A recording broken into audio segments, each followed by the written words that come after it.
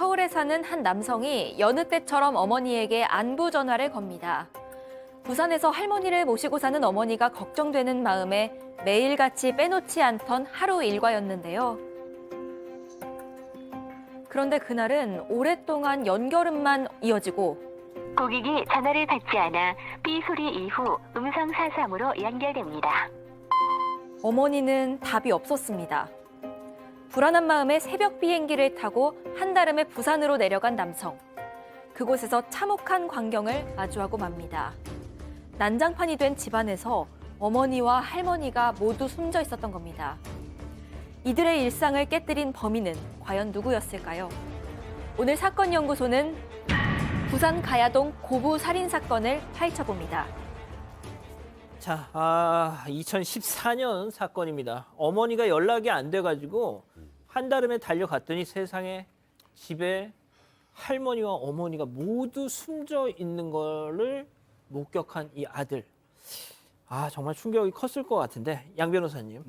예. 일단 이 60대 어머니 그리고 80대 후반의 할머니였습니다. 60대 어머니가 남편을 일찍 사별한 뒤에도 이제 시어머니를 모시고 한동안 계속 살았던 겁니다. 근데 아들은 서울에 있고 어머니하고 할머니는 부산에 머무르고 있었는데 이 아들이 7년 동안 하루도 빼놓지 않고 전화를 할 만큼 효자였던 겁니다. 근데 어느 날은 전화를 아무리 들어도 받지를 않았던 겁니다. 바로 다음날 새벽 비행기로 이거 이상하다 싶어서 득달같이 쫓아갔는데 불안한 예감이 현실로 드러났던 거죠. 어머니, 할머니 모두 숨진 채 발견이 됐습니다. 어머니는 거실에서 그리고 할머니는 평소 지내던 작은 방에서 목숨을 잃고 있었습니다. 예. 도대체 누가 무슨 연유로? 그러니까요. 일단 둘 모두 둔기에 의해서 살해됐는데요. 시어머니 같은 경우 9차례, 며느리 같은 경우 무려 25차례 공격을 당했습니다.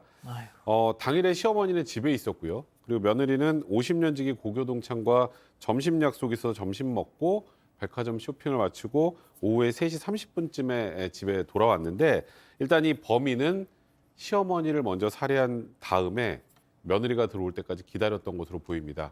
며느리가 들어오자 며느리를 뒤이어 살해한 것으로 보이는데요. 지금 이들은 일단 이 지역에서는 좀 재력가로 통했었습니다. 단독 건물에 살고 있었는데 1층은 세를 주고 2, 3층은 공실이었고 이 고부는 4층에 거주를 하고 있었는데요. 이 당시 시세로 저 건물 가격이 한 40억 원 이상이었습니다. 그런데 이제 이런 것들을 누가 시기해서 뭐 이런 일들을 벌였나 예. 뭐 이런 생각을 하시는 분도 있을지 모르겠는데요. 이 두 분은 대외적으로 이런 것들을 과시하는 성격도 아니었다고 합니다. 자, 지금 그 사건 현장 그 건물 지금 그림이 나가고 있는데요. 자, 너무 끔찍한데 이 흉기를 뭐 25번이나 휘둘렀다 이러면은 딱 봐도 이건 너무 과잉된 흉기 휘두름이잖아요. 그래서 이게 좀 어떤 원한에 의한 것이 아니 그렇다면 면식범의 소행인가 싶기도 하고 말이죠. 네, 그래서 이 경찰이 73명을 투입해서 이 수사본부까지 구성하고 대대적인 수사에 들어갔습니다. 이 범행 현장에 이런저런 단서들이 많이 남았는데 당시 이 상황을 좀 보여드리겠습니다. 일단 현관 바로 앞에 이 며느리의 손가방이 놓여 있었습니다. 이걸로 봐서 알 수 있었던 부분은 이 범인이 집안에서 기다리고 있다가 며느리가 집안에 들어오자마자 공격했다라는 것을 짐작할 수 있는 부분이고요. 또 거실에서는 산산조각이 난 와인병도 발견이 됐습니다. 이건 아마도 이 며느리가 이 범인과 몸싸움을 벌이다가 혹은 뭐 막으려다가 이렇게 깨진 것으로 보이는 부분이고요. 또 안방에서는 귀금속 상자가 있었는데요. 이걸 억지로 열려던 흔적이 좀 발견이 됐습니다. 하지만 그 안에 있던 다이아 반지나 목걸이는 가져가지 못했습니다. 또 범인은 이 현장을 뜨기 전에 이 가스관을 훼손을 했습니다. 가지고 있던 흉기로 이걸 절단했던 겁니다. 또 가장 중요한 거 이 시어머니는 작은 방에 숨져 있었고 며느리는 거실에 숨져 있었는데요. 이 집안 전체에서 지문 3개와 족적 하나가 나왔습니다. 네. 일단 지문 3개는 모두 가족들 것으로 판명이 나서 수사에 도움이 되진 않았는데요. 이 족적 같은 경우에는 거실에서 발견이 됐습니다. 그런데 이 족적이 이 K제화, 굉장히 유명한 브랜드인데 K제화의 한 구두 모델 260mm 사이즈다라는 것까지도 확인이 된 겁니다. 이것 때문에 이 경찰이 부산 인근에 K제화 매장이 9개가 있습니다. 여기에서 몇 달 사이에 이 해당 신발을 사간 사람들을 모두 추적을 했는데요. 세상에. 이들 모두가 다 알리바이가 있었습니다. 그래서 역시 수사에 난항을 겪게 됐습니다. 야, 세상에 그 재화, 그 구두를 사간 사람들을 전부 다 조사해가지고 했는데도 이게 알리바이가 있었다. 아, 정말 어떻게 보면 경찰은 정말 최선을 다했던 것 같은데, 교수님 또 다른 어떤 단서는 없었습니까? 또 다른 단서가 있었습니다. 그 집 안에서 모자가 하나 이제 발견이 됐는데요. 그게 이제 우리가 이게 남자들이 쓰는 모자예요. 주로 저기 지금 나와 있네요. 예. 그래서 이제 이 모자 사진을 실어가지고 공개 수배를 하고 뭐 신고 포상금도 이제 걸고 했는데 거기에 보니까 사실 이 그 피해자의 아들이라든가 뭐 이런 사람들 그 식구가 누구도 쓰지 않았던 그 모자가 하나 걸려 있었어요. 어허. 그리고 그 모자에는 박범 뭐 X라고 하는 그 이름이 적혀 있었는데 그래서 뭐 혹시 지금 나가니까 뭐 얘기하셔도 됩니다. 박범 찬으로 돼 있네요. 예. 그래서 이제 경찰이 이 범인이 혹시 이거 자기가 쓰고 와서 이거 떨고 간 거 아닌가 해가지고 음흠. 이걸 갖다 전부 이렇게 이름을 조회했는데 전국에 이 이름 가진 사람이 102명. 그리고 이제 부산과 창원 지역에 있는 사람이 6명이었는데요. 이 사람들에 대해서 일일이 전부 다 알리바이를 조사를 했는데 전혀 알리바이가 세상에. 문제가 없고 또 이 피해자들과 접점이 없는 그런 사람이었어요.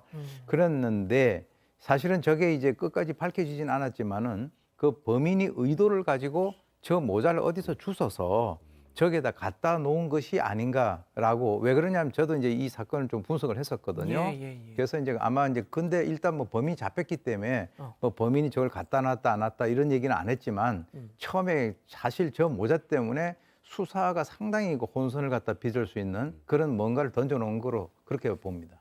자, 저는 진짜 이 모자를 공개 수배하는 건 정말 처음인데 저 전단까지 만들어가지고 말이죠.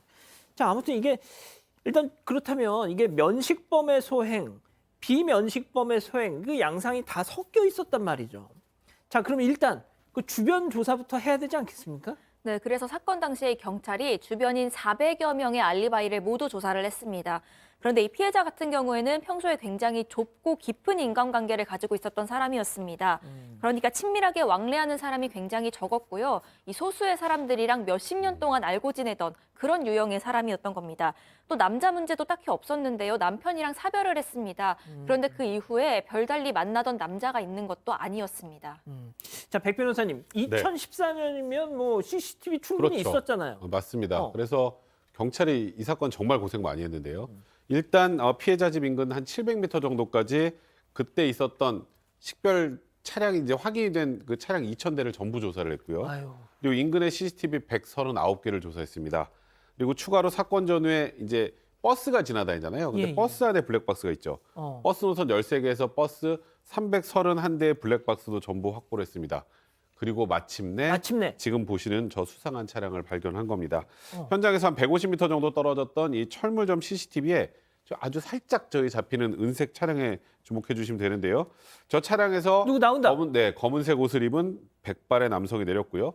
그리고 저 남성이 현장 쪽으로 가더니 4분 뒤에 차량을 다시 와서 CCTV가 없는 쪽으로 이동시키는 좀 다소 이상한 모습을 보입니다.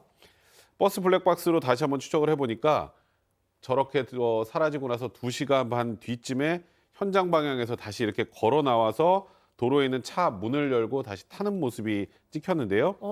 아까 그 며느리가 집에 들어간 지 30분 지난 상황입니다. 그리고 버스 블랙박스엔 지금 보시는 것처럼 얼굴도 아주 선명하게 잡혀 버스 있습니다. 블랙박스. 야, 저렇게 보니까 좀 더 선명하네요. 버스 블랙박스. 자, 저 일단 지금 화면만으로는 백발의 남성인데 양 변호사님, 저 사람이 맞았습니까? 일단 위력 용의자가 될 수밖에 없었습니다. 왜냐하면 이 CCTV를 확인하던 형사 한 사람이 이거 피해자 주변 인물인데 확실한데 라고 알아봤던 거예요. 근데 누구냐면 아까 이제 어머니인 피해자가 사건 당일날 동창이랑 점심을 같이 먹었다라고 했지 않습니까? 그 동창의 남편이에요. 근데 이게 50년이나 된 동창이었기 때문에 피해자하고도 알고 있었고 교회 장로까지 지낼 정도로 그냥 표면적으로는 사건과 직접적인 연관이 없을 듯한 남편인데 저기서 찍혔으니까 또 유력 용의자가 된 거죠. 하하. 자, 지금 말씀하신 것처럼 교회 장로님이에요. 교회 장로. 그리고 이 며느리, 그러니까 고부가 이제 함께 숨졌는데 며느리의 50년 지기의 남편입니다. 자, 그렇다면 경찰 입장에서도 교수님 약간 조금 이게 좀 갸우뚱했을 것 같은데요. 이게 이제 그 50년 지기라고는 하지만 그 자기 그 고향에서 이제 같은 그 학교 동창이었는데 사실 그동안에 쭉 그 소식이 없다가 이쪽 지역에 와서 다시 만나게 된 거죠. 그러니까 굉장히 그 부부끼리는 가깝게 지냈고 이 피해자의 남편이 사망하기 전까지는 뭐 부부끼리 서로가 왔다 갔다 했는데요. 실제로 이제 이 66세인 이 김 씨 같은 경우는 교회에서 헌금을 갖다가 걷고 관리하는 장로의 역할을 하고 있었고요. 그리고 이제 좀 특히 주변 사람들 같은 경우는 저 사건이 발생되고 난 이후에 저 사람이 그렇게 할 사람이 아니다라고 얘기를 한 것이 뭐냐면 예. 사건 발생한 그날과 그 다음 날도 새벽기도 나갔거든요. 아, 그리고 이제 범행 이후에 목욕탕에 가서 목욕도 하고 이제 이런 식으로 했고요. 또 이제 피해자 장례식에 와가지고 자기 아내와 같이 막 오열하기도 하고 또 이제 49제 때 그때 CCTV에 찍혔는데요. 예. 그 이제 그 자식들 있잖아요. 피해자 자식들, 손자 이런 사람들 등을 갖다가 이 두들기는 게 CCTV에 찍혔습니다. 그런데 경찰이 이제 수사를 그렇게 했지만 처음에 이제 이것을 잡아내지는 못했는데 가만 수사를 하다 보니까 재산을 노릴 동기가 있다라고 이제 판단을 한 거죠. 왜 그러냐면 이 그 피의자 같은 경우는 이 선박 회사를 운영했지만 실적도 안 좋았고 강원도 고성에서 가리비 양식업을 했는데 실패했고 민사 소송도 엮여 있었고 그리고 이제 총 4억 4천만 원의 채무가 있었다.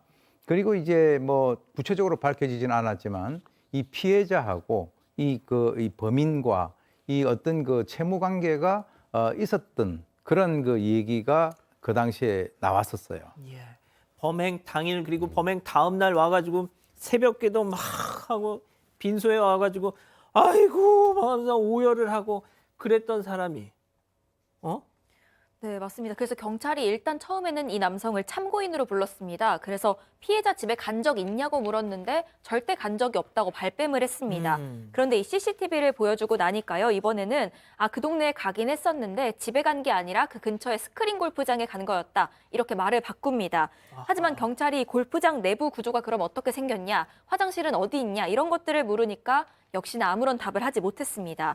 그랬더니 이번에는 사실 내연녀가 그때 차에 함께 타고 있었다. 그래서 내가 지금까지 거짓말을 했던 거다. 이렇게 다시 한번 말을 바꿨습니다.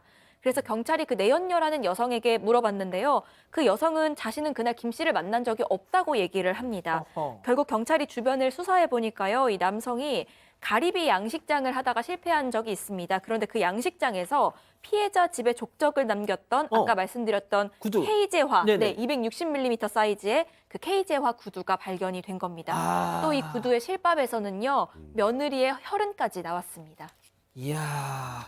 자, 백 변호사님, 이 네. 정도면 이제 압축이 된 거 아니에요? 네, 뭐 이제 범인으로 이제 확정이 된 거죠. 그리고 결국은 그 범행 전 과정이 이제 확인이 됐는데 이 김 씨가 사전에 미리 둔기를 준비합니다. 그리고 시어머니가 혼자 있었잖아요, 집에 할머니가. 거기에 부동산입니다라고 하고 들어가서 일단 시어머니를 살해하고 세상에. 그리고 집에서 기다리다가 들어온 며느리를 살해하게 됩니다. 그 며느리가 자기 부인하고 점심 먹고 50년지기. 들어온 네, 맞습니다. 세상에. 아유. 그리고 그러니까 굉장히 범행을 치밀하게 준비했다고 볼 수 있는 게 흉기도 미리 준비했죠. 그리고 미리 준비한 장갑을 끼고 범행하고 나서 옷까지 갈아입고 범행 후엔 옷도 버리고 사우나 가서 수차례 샤워까지 했습니다.